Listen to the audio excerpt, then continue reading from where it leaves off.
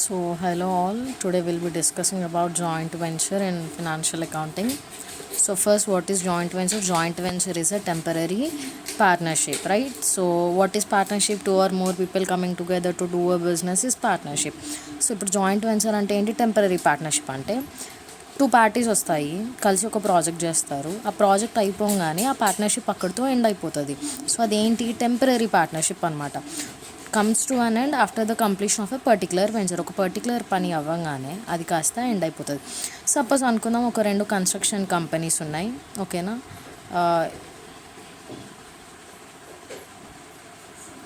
Like A company, B company, right? So నా A and B company కలిసి ఒక building కన్స్ట్రక్షన్ని complete చేస్తుంది అనుకుందాం. ఒక బిల్డింగ్ కన్స్ట్రక్షన్ని కంప్లీట్ చేయాలి. సో ఇప్పుడు ఈ బిల్డింగ్ కన్స్ట్రక్షన్ కోసం వాళ్ళిద్దరు ఏం చేసినారు? ఒక పార్ట్నర్షిప్లోకి ఎంటర్ అయినారు, రైట్? అండ్ ఈ పార్ట్నర్షిప్ ఎప్పుడు ఎండ్ అయిపోతుంది? వన్స్ ఈ బిల్డింగ్ కన్స్ట్రక్షన్ అయిపోగానే పార్ట్నర్షిప్ అనేది ఒక ఎండ్కి వచ్చేస్తుంది, టర్మినేట్ అయిపోతుంది.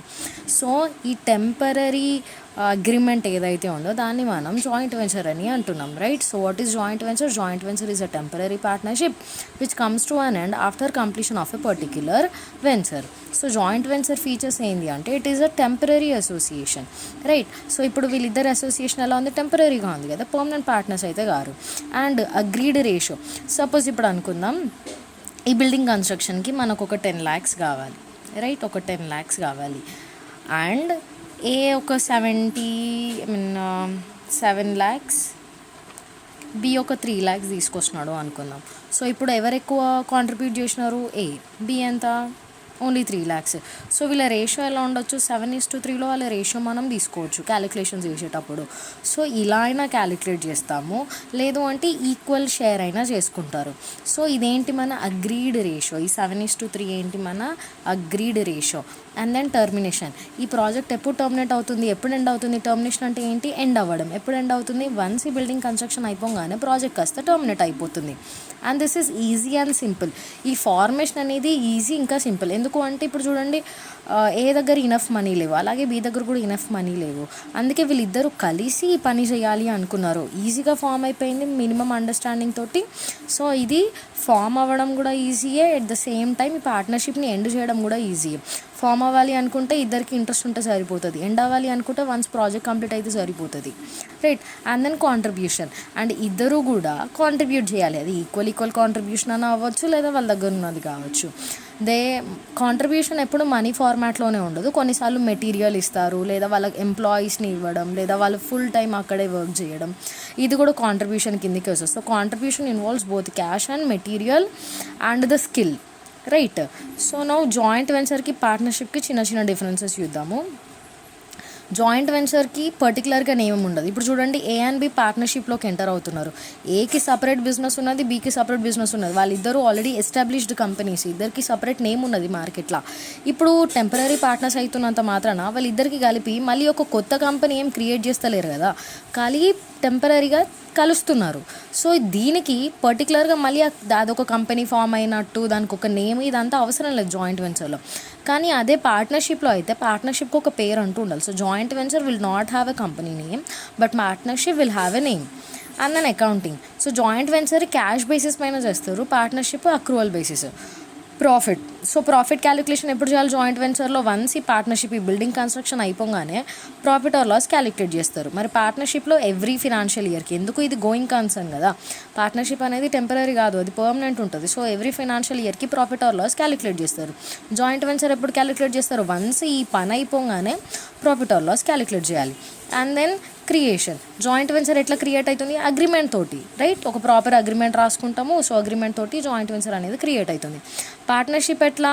It is a relationship, it is a combination of agreement and relationship. ఇప్పుడు పార్ట్నర్స్ ఉన్నారు, 4-5 లేదా ఒక 10 members పార్ట్నర్స్ ఉన్నారు అనుకుందాము. వాళ్ళ మధ్యలో ప్రాపర్ కన్సర్న్ ఉండాలి కదా, ప్రాపర్ రిలేషన్షిప్ ఉండాలి కదా.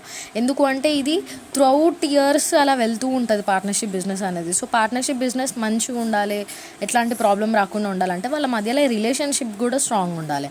అండ్ దెన్ జాయింట్ వెంచర్లో ఇద్దరు పార్టీస్ని ఏమంటాం? కో వెంచరర్ అంటాం. ఇప్పుడు ఏ బి ఇద్దరు కూడా ఏమవుతారు? కో వెంచరర్, వీడు కూడా కో వెంచరర్, వీడు కూడా కో వెంచరర్. అదే పార్ట్నర్షిప్లో వాళ్ళనైతే ఏమంటాం? పార్ట్నర్స్ అంటాం. రైట్. సో జాయింట్ వెంచర్ ఏంటి, లిక్విడేటెడ్ బై నేచర్. సో నార్మల్గా ఇది ఈజీగా లిక్విడేట్ అయిపోతుంది కదా, ప్రాజెక్ట్ తీసుకుంటారు, ప్రాజెక్ట్ కంప్లీట్ అయిపోగానే అది కాస్త ఎండ్ అయిపోతుంది. అండ్ పార్ట్నర్షిప్ ఎట్లా ఉంటుంది, గోయింగ్ కన్సర్న్ అంటే ఏంటి, it goes on, right. And then joint వెంచర్లో ఒక మైనర్ని తీసుకోవడానికి ఉండదు, బట్ పార్ట్నర్షిప్లో మైనర్స్ని కూడా పార్ట్నర్స్ కింద జాయిన్ చేయొచ్చు. అండ్ దీనికి కొన్ని రూల్స్ అండ్ రెగ్యులేషన్స్ ఉంటాయి, కానీ జాయింట్ వెంచర్లో కంప్లీట్గా మనం మైనర్ని తీసుకోవద్దు. And then now we are having methods of accounting treatment. So దీనికన్నా ముందు మళ్ళీ ఒకసారి చూడండి, what is joint venture. Joint venture is a temporary partnership. ఒక టెంపరీ పార్ట్నర్షిప్ని మనం జాయింట్ వెంచర్ అని అంటున్నాం. సో ఈ ఎగ్జాంపుల్ గుర్తుపెట్టుకోండి. And then methods of accounting treatment. So ఇందులో మనకి 3 టైప్ ఆఫ్ అకౌంట్స్ ఉంటాయి. ఫస్ట్ ఏంటి, separate set of books, next in the books of each coventurer, next memorandum method. 3 ఈక్వల్గా ఎగ్జామ్లో అడిగే ఛాన్స్ ఉంది కాబట్టి 3 కొంచెం క్లియర్గా చూద్దాం. First separate set of books. Separate set of బుక్స్లో మనకి జాయింట్ వెంచర్ అకౌంట్ ప్రిపేర్ చేయాలి. అంటే ఇది కంప్లీట్ ప్రాసెస్ అంతా, లైక్ ఎప్పుడు స్టార్ట్ చేసినారు, ఎంత ఎక్స్పెన్సెస్ అయినాయి, ఇద్దరికి ప్రాఫిట్ అండ్ లాస్ ఎంత వచ్చింది, ఇది మొత్తం మనం జాయింట్ వెంచర్ రికార్డ్ చేస్తాం.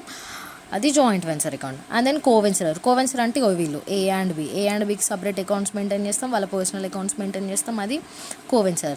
And then joint bank account అంటే ఏంటి, ఇప్పుడు చూడండి, ఏ గాడు 7 lakh తీసుకొచ్చిండు, బి 3 lakh తీసుకొచ్చినారు, రైట్. వీళ్ళకి ఫర్దర్గా ఎక్స్పెన్సెస్ కూడా ఉంటాయి. ఎక్స్పెన్సెస్ అవ్వాలి అనుకున్నప్పుడు వాళ్ళ పాకెట్ నుండి పెడితే, అనుకుందాం ఇప్పుడు నేను ఒక కోవెన్సరర్ అనుకుందాం. ఇప్పుడు నేను ఏం చేస్తా, ఎక్స్పెన్సెస్ 10 rupees అయిన దగ్గర 20 చూపిస్తా, 20 అయిన దగ్గర 30 rupees చూపిస్తా. ఎందుకు, సో దీనివల్ల ఏమవుతుంది, నేను మళ్ళీ అంత మనీ రిటర్న్ తీసుకోవడానికి ఉంటుంది. సో ఇదంతా ఏంది, ఫ్రాడ్ కదా. సో ఇట్లా ఫ్రాడ్ ఇట్లా కాకుండా, అండ్ ఆ మనీ మేనేజ్మెంట్ తెలుసుకోవడానికి, లైక్ ఎవడని పైసలు పెడతాడు, ఎంత మనీ ఖర్చు పెడుతున్నారు యాక్చువల్గా, ఇదంతా లెక్క ఉండాలంటే ఏం చేయాలి, ఇద్దరికి కామన్గా ఒక బ్యాంక్ అకౌంట్ ఉండాలి. ఎవరికి కామన్గా, కోవెన్సరర్స్కి కామన్గా ఒక బ్యాంక్ అకౌంట్ ఉండాలి. అదే మన జాయింట్ బ్యాంక్ అకౌంట్. సో ఈ 3 మనం ఎప్పుడు చేస్తున్నాము, సపరేట్ సెట్ ఆఫ్ బుక్స్లో జాయింట్ వెంచర్ అకౌంట్ చేస్తాం, జాయింట్ బ్యాంక్ అకౌంట్ చేస్తాం, కోవెన్సరర్ అంటే సపరేట్ పర్సనల్ అకౌంట్స్ కూడా చేస్తాం. And then in the books of each coventurer అంటే ఇద్దరు కూడా సపరేట్ అకౌంట్స్ మెయింటైన్ చేస్తున్నారు. సో అప్పుడు ఏం చేయాలి, జాయింట్ వెంచరర్, అదర్ కోవెన్సరర్స్. ఎట్లా, ఏ అండ్ బి ఇద్దరు పార్ట్నర్స్ ఉన్నారు. సో ఇప్పుడు ఏం చేస్తుండు, జాయింట్ వెంచర్ అకౌంట్ ప్రిపేర్ చేస్తాడు, అండ్ వాడు అవతలోడి అకౌంట్ మెయింటైన్ చేస్తాడు, ఏంది బి అకౌంట్. అట్లే బి కూడా జాయింట్ వెంచర్ చేస్తాడు, ఇంకేం చేస్తాడు, ఏ గాడ్ అకౌంట్ మెయింటైన్ చేస్తాడు. సో ఇది వాళ్ళ set of books. A in the books of A joint venture and B account, in the books of B joint venture and A account. ఇది రెండో సెట్. అండ్ దెన్ లాస్ట్ ఏంటి, memorandum మెథడ్లో memorandum joint venture and then joint venture with coventurers. ఇది ఇంకా simple ఉంటుంది, right. ఇక్కడ మనం separate చేస్తున్నాం కదా, joint venture in the books of A, joint venture in the books of B. ఇట్లా కాకుండా సింపుల్గా ఈ రెండింటిని కలిపి ఒకటే జాయింట్ వెంచర్ చేస్తాం, అది మన memorandum joint venture, right. So చేయడం చాలా సింపుల్గా ఉంటుంది, లైక్ కంపారిటివ్లీ ఈ మెథడ్ చాలా ఈజీ ఉంటుంది. And then joint venture account ఎలా చేస్తున్నాము, నామినల్ అకౌంట్ బేస్ పైన చేస్తున్నాం. నామినల్ అకౌంట్ ఏం చెప్తుంది, debit all expenses and losses, credit all incomes and gains. So ఈ రూల్ గుర్తుపెట్టుకొని మనం నెక్స్ట్ ప్రొసీజర్ అంతా కంటిన్యూ చేద్దాం. సో రైట్ నౌ నేను ఈ క్వశ్చన్ పంకజ్ పబ్లికేషన్స్ నుండి తీసుకున్నా, 10th question.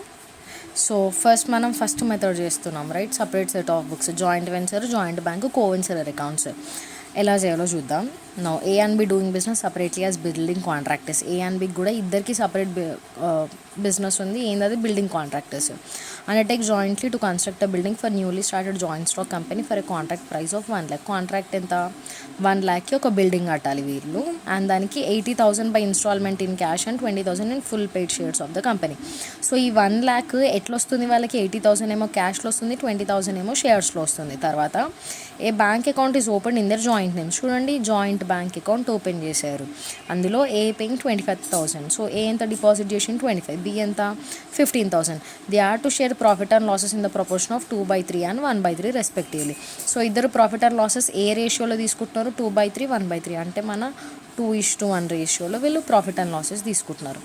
And then paid wages bought material. క్లియర్గా చూడండి, ఇక్కడ ఎవరి పేరు లేదు, అంటే వీళ్ళు ఈ పని ఎట్లా చేసినారు, జాయింట్ బ్యాంక్ అకౌంట్ త్రూ చేసినారు. తర్వాత మెటీరియల్ సప్లైడ్ బై ఏ 5,000, వీడు ఏ సపరేట్గా తీసుకొచ్చిండు, అట్లాగే బి కూడా కొంచెం మెటీరియల్ తీసుకొచ్చిండు. Architecture fees paid by A. తర్వాత contract was completed and the price cash and shares duly received. So contract complete అయిపోయిన తర్వాత received both cash and shares. The joint venture was closed by A taking up all the shares of the company. తర్వాత who closed accounts? A closed accounts by taking all shares of the company. Shares ఉన్నాయి కదా 20,000, అది మొత్తం A తీసుకున్నాడు. ఎంతకి? At an agreed value of 16,000. And B taking up stock of the material at an agreed value of 3,000. So B ఏం చేసినాడు? వాడు stock తీసుకొని వెళ్ళిపోయినాడు. Show necessary ledger accounts. So now who are the two parties? A and B. వీళ్ళిద్దరు ఎవరు? Building contractors. So వీళ్ళిద్దరు ఒక building construct చేయాలి. దేనికి? ఒక జాయింట్ స్టాక్ కంపెనీకి. సో దాని వాల్యూ ఎంత? 1 lakh. ఈ 1 lakh వాళ్ళకి ఎలా వస్తున్నాయి?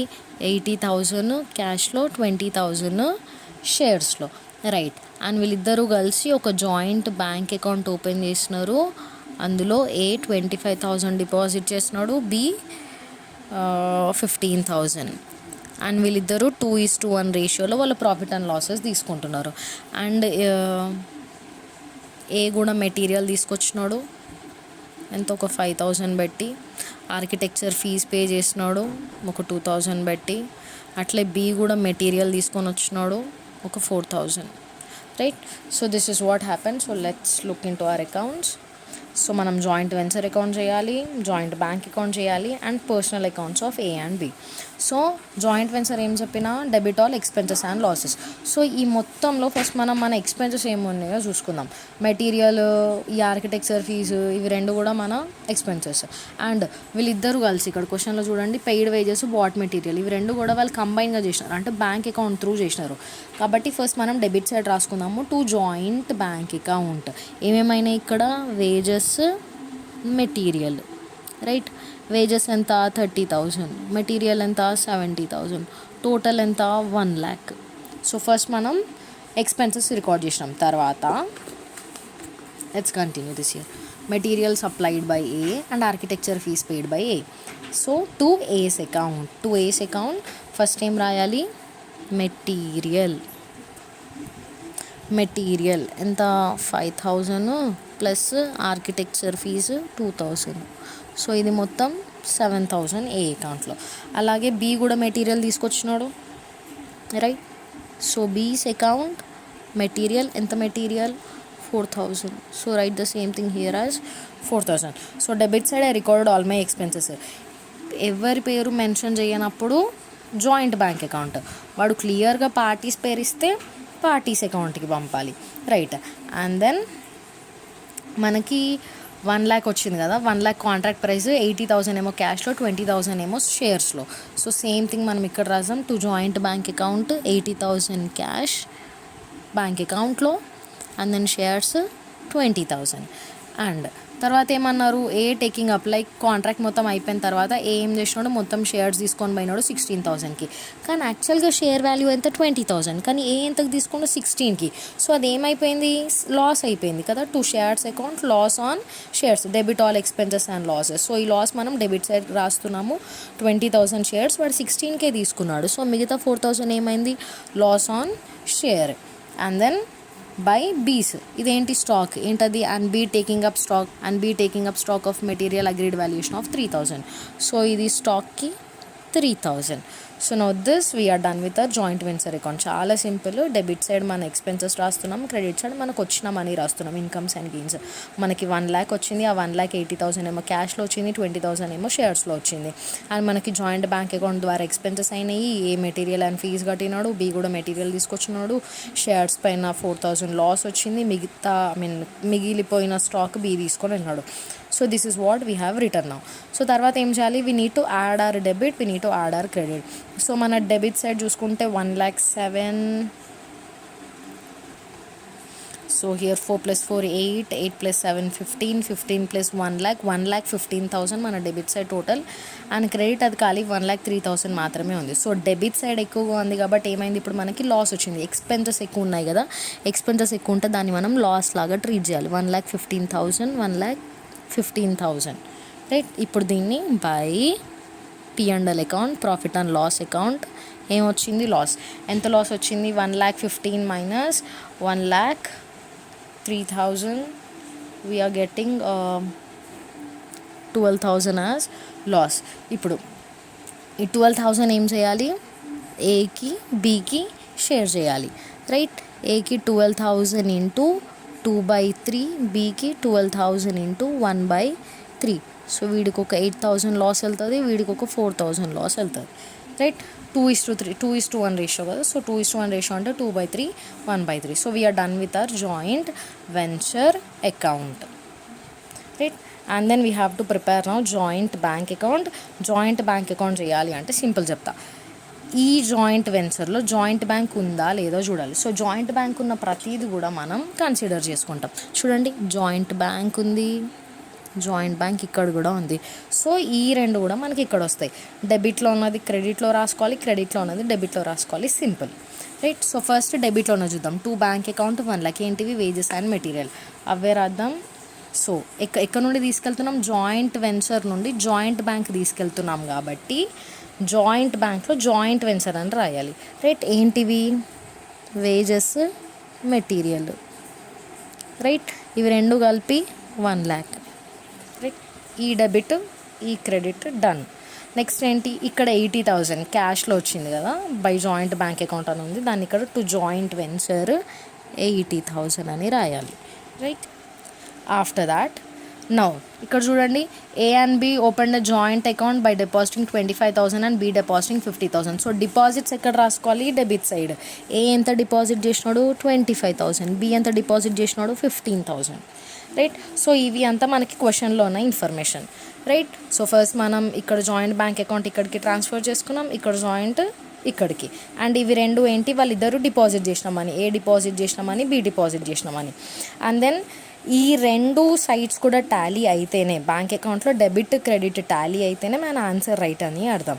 సో ఈ ఏ అండ్ బి బ్యాలెన్సెస్ రావాలి అంటే వాళ్ళ సపరేట్ అకౌంట్ చేయాలి. వాళ్ళ సపరేట్ అకౌంట్ చేయాలి అంటే అగైన్ ఎవరి అకౌంట్ ఫస్ట్ చేద్దాం, ఏ అకౌంట్. ఏ అకౌంట్ చేయాలి అంటే మళ్ళీ ఇక్కడ నుండి స్టార్ట్ అవుతుంది. ఏ ఎక్కడున్నాడు, డెబిట్లో ఉన్నాడు అండ్ క్రెడిట్లో లాస్లో కూడా ఉన్నాడు.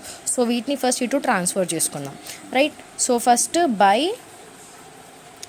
ఇక్కడ కూడా ఉన్నాడు చూడండి, జాయింట్ బ్యాంక్లో కూడా ఉన్నాడు, రైట్. 1, 2, 3 ప్లేసెస్లో ఉన్నాడు. ఆ 3 ఫస్ట్ మనం రాసుకుందాం. So first let start with joint bank. Joint bank డెబిట్లో ఉన్నాడు 25,000. సో దాన్ని బై జాయింట్ బ్యాంక్ ఎంత, 25,000, right.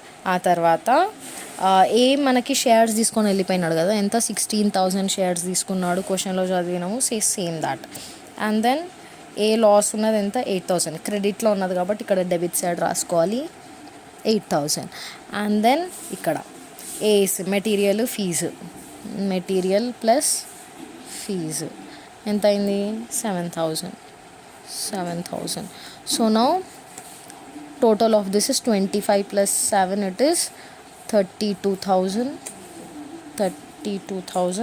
So 32 minus 16 plus 8 is 24, right. So ఈ రెండు యాడ్ చేస్తే 32. అంటే మనకు క్రెడిట్ ఎక్కువగా వచ్చింది కాబట్టి క్రెడిట్ అమౌంట్ 2 సైడ్ రాసుకొని ఇవి రెండు యాడ్ చేస్తే 24. So 32 minus 24 we get it as 8,000. So 8,000 ఎక్కడికి ట్రాన్స్ఫర్ చేయాలి, జాయింట్ బ్యాంక్ అకౌంట్కి ట్రాన్స్ఫర్ చేయాలి. సో జాయింట్ బ్యాంక్ ఎక్కడుంది, ఇక్కడ ఉంది. ఇది డెబిట్లో ఉంది కాబట్టి ఇక్కడ క్రెడిట్లో రాయాలి. క్రెడిట్లో ఏమని రాయాలి, బై ఏస్. ఎందుకు, ఏ అకౌంట్కి వెళ్ళి వాడి బ్యాలెన్స్ తీసుకొని వస్తున్నాం. ఇది మన బ్యాలెన్సింగ్ ఫిగర్, రైట్. దీన్ని ఇక్కడికి తీసుకొని వస్తున్నాం కాబట్టి ఎంత, 8,000. So same goes with B account. B ఎక్కడెక్కడ ఉన్నాడు, బి ఇక్కడ మెటీరియల్లో ఉన్నాడు, బి ఇక్కడ స్టాక్లో ఉన్నాడు, బి ఇక్కడ లాస్లో కూడా ఉన్నాడు, బి ఇక్కడ బ్యాంక్ అకౌంట్ ఓపెన్ చేసిన దగ్గర ఉన్నాడు. సో ఫస్ట్ ఇక్కడ నుండి స్టార్ట్ చేద్దాం. By B account, bank account ఎంత, 15,000 డిపాజిట్ చేసిండు. తర్వాత బి స్టాక్ క్రెడిట్లో ఉంది కాబట్టి డెబిట్లో రాయాలి. ఎంత స్టాక్, 3,000. తర్వాత ఇగో ఇక్కడ లాస్లో ఎంత ఉన్నాడు, 4,000 లాస్లో, క్రెడిట్ సైడ్ ఉన్నాడు కాబట్టి డెబిట్ సైడ్ లాస్లో 4,000. తర్వాత బి మెటీరియల్ ఇచ్చినాడు ఎంత, 4,000 కాబట్టి 4,000. So total of this is 19,000. And debit total మనకి 3 + 4 7, రైట్. డెబిట్ తక్కువగా ఉంది, క్రెడిట్ ఎక్కువ ఉంది కాబట్టి ఎక్కువ ఉన్న సైడ్ బోత్ సైడ్స్ రాసుకొని మిగతా బ్యాలెన్స్ 12,000 ఇక్కడ. సో ఇదేంది మన బ్యాలెన్సింగ్ ఫిగర్. ఇప్పుడు ఈ 12,000ని ఇక్కడికి తీసుకొని రావాలి. చూడండి, బీస్ అకౌంట్లో జాయింట్ బ్యాంక్ డెబిట్లో ఉంది కాబట్టి క్రెడిట్ సైడ్ బై బీస్. ఎందుకు, బి అకౌంట్ నుండి కదా ఈ బ్యాలెన్స్ తీసుకొని వస్తున్నాం, 12,000. Now let's add both the sides so the total is 1,20,000 and ఇక్కడ కూడా 80 + 25 1,05 + 15 1,20,000. సో బోత్ సైడ్స్ ఈక్వల్గా వచ్చింది కాబట్టి మన ఆన్సర్ ఈజ్ రైట్. సో ఈ అకౌంట్ ప్రిపేర్ చేసేటప్పుడు first joint venture account prepare చేసుకోండి, తర్వాత జాయింట్ బ్యాంక్ అకౌంట్. ఇవి రెండు కూడా మనం పర్సనల్ అకౌంట్స్ ప్రిపేర్ చేసిన తర్వాత వచ్చే బ్యాలెన్సెస్ త్రూ రికార్డ్ చేసుకోవాలి, right. So joint venture first. So joint venture debit side ఏం రాయాలి? All are expenses and losses. ఒకవేళ డెబిట్ సైడ్ టోటల్ ఎక్కువ ఉంటే మనకి లాస్ వస్తుంది, అది క్రెడిట్ సైడ్ ఎక్కువ ఉంటే ప్రాఫిట్ వస్తుంది. సో ఈ ప్రాబ్లంలో మనకి లాస్ వచ్చింది, లాస్ని పార్ట్నర్స్ ఇద్దరికి కూడా షేర్ చేయాలి. After that joint bank account మనం ప్రిపేర్ చేయాలి. జాయింట్ బ్యాంక్ అకౌంట్ ప్రిపేర్ చేసేటప్పుడు బ్యాంక్లో వాళ్ళు డిపాజిట్ చేసిన మనీ కూడా రాసుకోవాలి, అండ్ జాయింట్ బ్యాంక్ ఎక్కడెక్కడైతే ఉందో జాయింట్ వెంచర్లో ఉన్న జాయింట్ బ్యాంక్ మొత్తం అన్నీ తీసుకొచ్చి సపరేట్గా రికార్డ్ చేసుకోవాలి. In the same way from here also ఈ బ్యాలెన్సెస్ ఎలా వచ్చింది? 8,000 ఏమో ఇక్కడ నుండి, 12,000 ఏమో ఇక్కడ నుండి, రైట్. సో ఈ డెబిట్ అండ్ క్రెడిట్ డిఫరెన్సెస్ చూసుకుంటూ చేయాలి.